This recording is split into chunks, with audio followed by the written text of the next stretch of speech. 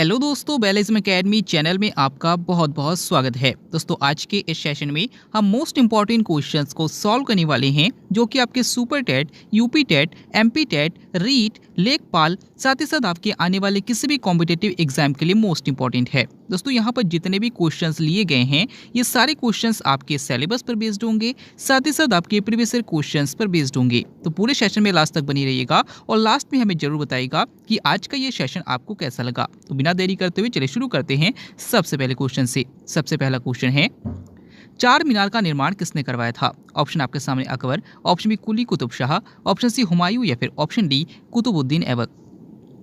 इसका सही आंसर हो जाएगा ऑप्शन बी कुली कुतुब शाह। तो याद रखिएगा कि चार मीनार हैदराबाद में है और इसका निर्माण कुली कुतुब शाह ने करवाया था। अगर आपसे पूछा जाता है कि अढ़ाई दिन का झोपड़े का निर्माण किसने करवाया था, तो याद रखिएगा कुतुबुद्दीन ऐबक ने करवाया था और अढ़ाई दिन का झोपड़ा जो है वो राजस्थान में है। अगला क्वेश्चन, कविराज किस शासक को कहा जाता है? ऑप्शन आपके सामने Akbar, option B Chanakya, option C Chandragupta या फिर ऑप्शन डी समुद्रगुप्त।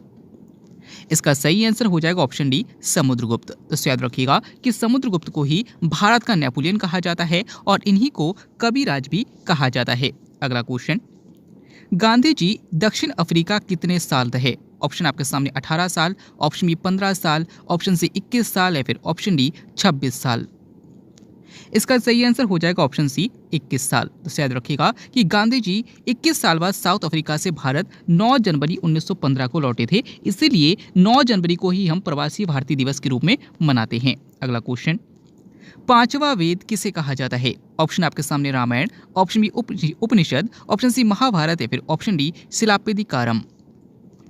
इसका सही आंसर हो जाएगा ऑप्शन सी महाभारत। तो याद रखिएगा कि महाभारत को ही पांचवा वेद कहा जाता है। अगर आपसे पूछा जाता है कि रामायण के रचनाकार कौन है, याद रखिएगा महर्षि वाल्मीकि है। याद रखिएगा कि रामायण को आदि काव्य कहा जाता है और महर्षि वाल्मीकि जो है इनको आदि कवि कहा जाता है। अगला क्वेश्चन, अष्टांगिक मार्ग का संबंध किस धर्म से है? ऑप्शन आपके सामने बौद्ध, option B Jain, option C Parsi या फिर ऑप्शन डी यहूदी।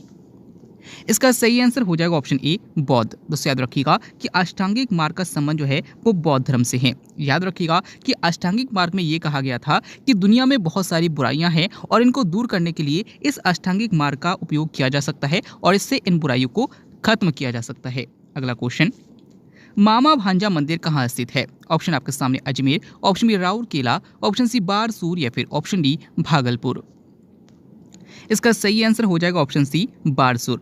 याद रखिएगा कि जो मामा भांजा मंदिर स्थित है ये छत्तीसगढ़ के बारसूर नामक स्थान पर स्थित है। अगला क्वेश्चन, महाभारत का प्रारंभिक नाम क्या था? ऑप्शन आपके सामने कल्पसूत्र, ऑप्शन बी जय संहिता, ऑप्शन सी युगवाणी या फिर ऑप्शन डी भरत संहिता। इसका सही आंसर हो जाएगा ऑप्शन बी जय संहिता। याद रखिएगा कि महाभारत का प्रारंभिक नाम जो था वो जय संहिता था। अगर आपसे पूछा जाता है कि कल्पसूत्र के रचनाकार कौन है, याद रखिएगा भद्रबाहु है और इसका संबंध जैन धर्म से है। अगर आपसे पूछा जाता है कि युगवाणी किसकी रचना है, तो याद रखिएगा सुमित्रा नंदन पंत की रचना है। अगला क्वेश्चन, टॉप स्लिप किस राष्ट्रीय उद्यान को कहा जाता है? ऑप्शन आपके सामने है जिम कार्बेट राष्ट्रीय उद्यान, ऑप्शन बी मानस राष्ट्रीय उद्यान, ऑप्शन सी सरिस्का राष्ट्रीय उद्यान या फिर ऑप्शन डी इंदिरा गांधी राष्ट्रीय उद्यान। इसका सही आंसर हो जाएगा ऑप्शन डी इंदिरा गांधी राष्ट्रीय उद्यान। तो याद रखिएगा कि इंदिरा गांधी राष्ट्रीय उद्यान को ही टॉप स्लिप के नाम से जाना जाता है। अगर आपसे पूछा जाता है कि जिम कार्बेट राष्ट्रीय उद्यान कहाँ पर है, तो याद रखिएगा उत्तराखंड में है, मानस राष्ट्रीय उद्यान असम में है और सरिस्का राष्ट्रीय उद्यान राजस्थान में है। अगला क्वेश्चन, किस मिट्टी में न्यूनतम उर्वरक की आवश्यकता होती है? ऑप्शन आपके सामने काली मिट्टी, ऑप्शन बी जलोढ़ मिट्टी, ऑप्शन सी लाल मिट्टी या फिर ऑप्शन डी लेटराइट मिट्टी। इसका सही आंसर हो जाएगा ऑप्शन बी जलोढ़ मिट्टी। तो याद रखिएगा कि जलोढ़ मिट्टी में ही न्यूनतम उर्वरक की आवश्यकता होती है। अगर आपसे पूछा जाता है कि किस मिट्टी में कपास की खेती सबसे अच्छी होती है, तो याद रखिएगा काली मिट्टी में होती है। और अगर आपसे पूछा जाता है कि स्वतः क्रव मिट्टी या फिर स्वतः जुताई वाली मिट्टी किसे कहा जाता है, तो याद रखिएगा काली मिट्टी को ही कहा जाता है। अगला क्वेश्चन, मानसून किस भाषा का शब्द है? ऑप्शन आपके सामने फारसी, ऑप्शन बी पुर्तगाली, ऑप्शन सी अरबी या फिर ऑप्शन डी जापानी। इसका सही आंसर हो जाएगा ऑप्शन सी अरबी। तो याद रखिएगा कि जो मानसून शब्द है ये अरबी भाषा का शब्द है। कुछ दिन पहले ही मैंने आपको बताया था कि जो मौसम शब्द है ये भी एक अरबी भाषा का शब्द है और जो सुनामी शब्द है ये जापानी भाषा का शब्द है। अगला क्वेश्चन, गंगा के मैदान की पुरानी कछाड़ी मिट्टी को क्या कहा जाता है? ऑप्शन आपके सामने बांगर, ऑप्शन बी भावर, ऑप्शन सी खादर या फिर ऑप्शन डी इनमें से कोई नहीं। इसका सही आंसर हो जाएगा ऑप्शन ए बांगर। तो याद रखिएगा कि गंगा के मैदान के पुरानी कछारी मिट्टी को बांगर कहा जाता है और नई कछारी मिट्टी को खादर कहा जाता है। अगला क्वेश्चन, तमिलनाडु व आंध्र प्रदेश के तट का क्या नाम है? ऑप्शन आपके सामने कोंकण तट, ऑप्शन बी मालाबार तट, ऑप्शन सी केरला तट या फिर ऑप्शन डी कोरोमंडल तट। इसका सही आंसर हो जाएगा ऑप्शन डी कोरोमंडल तट। दोस्तों अगर तमिलनाडु और आंध्र प्रदेश को देखा जाए तो यहाँ पर आपको तमिलनाडु मिलेगा और यहाँ पर आपको आंध्र प्रदेश मिलेगा और ये जो तट है इसको कोरोमंडल तट कहा जाता है। अगला क्वेश्चन, किस राज्य के जाड़े में वर्षा होती है, यानी कि किस राज्य में जाड़े में भी वर्षा होती है? ऑप्शन आपके सामने Assam, option B Meghalaya, option C Kerala या फिर ऑप्शन डी तमिलनाडु। इसका सही आंसर हो जाएगा ऑप्शन डी तमिलनाडु। तो याद रखिएगा कि तमिलनाडु दक्षिण भारत का एक ऐसा राज्य है जहां पर जाड़े में भी वर्षा होती है। अगला क्वेश्चन, संविधान का संरक्षक किसे कहा जाता है? ऑप्शन आपके सामने राष्ट्रपति, ऑप्शन बी न्यायपालिका, ऑप्शन सी प्रधानमंत्री या फिर ऑप्शन डी महान्यायवादी।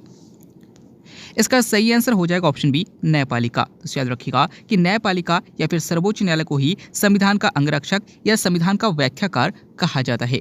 अगला क्वेश्चन, नागालैंड की आधिकारिक भाषा कौन सी है? ऑप्शन आपके सामने Sindhi, option B Sinhala, option C अंग्रेजी या फिर ऑप्शन डी कोंकणी।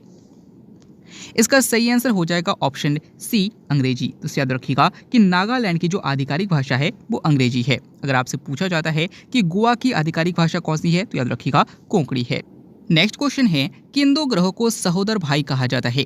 ऑप्शन आपके सामने है बुध और शुक्र, ऑप्शन बी अरुण और वरुण, ऑप्शन सी पृथ्वी और शुक्र या फिर ऑप्शन डी पृथ्वी और मंगल।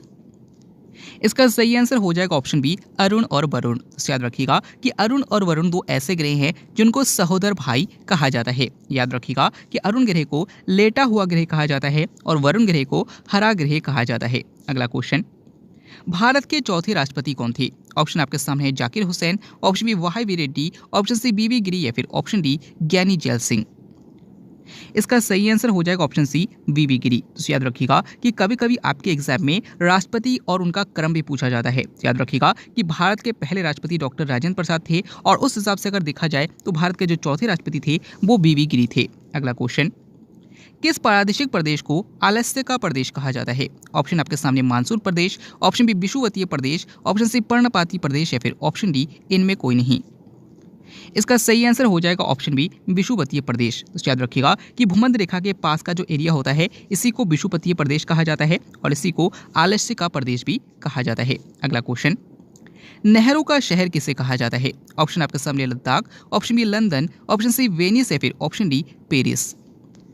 इसका सही आंसर हो जाएगा ऑप्शन सी वेनिस। दोस्तों याद रखिएगा कि वेनिस को ही नहरों का शहर कहा जाता है। अगर आपसे पूछा जाता है कि नहरों का देश किसे कहा जाता है याद रखिएगा पाकिस्तान को कहा जाता है। अगला क्वेश्चन, लकड़ी की वस्तुओं को कीड़ों से बचाने के लिए किसका प्रयोग किया जाता है? ऑप्शन आपके सामने zinc phosphide, option B sodium benzoate, option C zinc chloride या फिर ऑप्शन डी कॉपर सल्फेट। इसका सही आंसर हो जाएगा ऑप्शन सी जिंक क्लोराइड। तो याद रखिएगा कि लकड़ी की वस्तुओं को कीड़ों से बचाने के लिए जिंक क्लोराइड का प्रयोग किया जाता है। अगर आपसे पूछा जाता है कि चूहों को मारने के लिए किसका उपयोग किया जाता है तो याद रखिएगा जिंक फास्फाइड का प्रयोग किया जाता है। अगर आपसे पूछा जाता है कि खाद्य पदार्थों के संरक्षण के लिए किसका प्रयोग किया जाता है तो याद रखिएगा सोडियम बेंजोएट का प्रयोग किया जाता है। अगला क्वेश्चन, किस पौधे में बीज होता है परंतु फल नहीं होता? ऑप्शन आपके सामने cycas, option B fern, option C गुड़हल या फिर ऑप्शन डी मॉस। इसका सही आंसर हो जाएगा ऑप्शन ए साइकस। तो याद रखिएगा कि साइकस एक ऐसा पादप है जिसमें बीज तो होता है परंतु फल नहीं होता। अगर आपसे पूछा जाता है कि साबूदाना किससे प्राप्त किया जाता है तो याद रखिएगा साइकस से ही प्राप्त किया जाता है। अगला क्वेश्चन, बौने पौधे को लंबा करने में सहायक पादप हार्मोन कौन सा है? ऑप्शन आपके सामने auxin, option B cytokinin, option C ethylene या फिर ऑप्शन डी जिब्रेलिन। इसका सही आंसर हो जाएगा ऑप्शन डी जिब्रेलिन। तो याद रखिएगा कि जो जिब्रेलिन पादप हार्मोन है ये पौधे को लंबा करने में सहायक है। अगर आपसे पूछा जाता है कि कौन सा पादप हार्मोन फलों को पकाने में सहायक है तो याद रखिएगा एथिलीन हार्मोन है। अगला क्वेश्चन, किस धातु को पहले वुल्फ्राम कहा जाता था? ऑप्शन आपके सामने gallium, option B nichrome, option C tungsten या फिर ऑप्शन डी बेरियम। इसका सही आंसर हो जाएगा ऑप्शन सी टंगस्टन। तो याद रखिएगा कि टंगस्टन धातु को पहले वुल्फ्राम के नाम से जाना जाता था।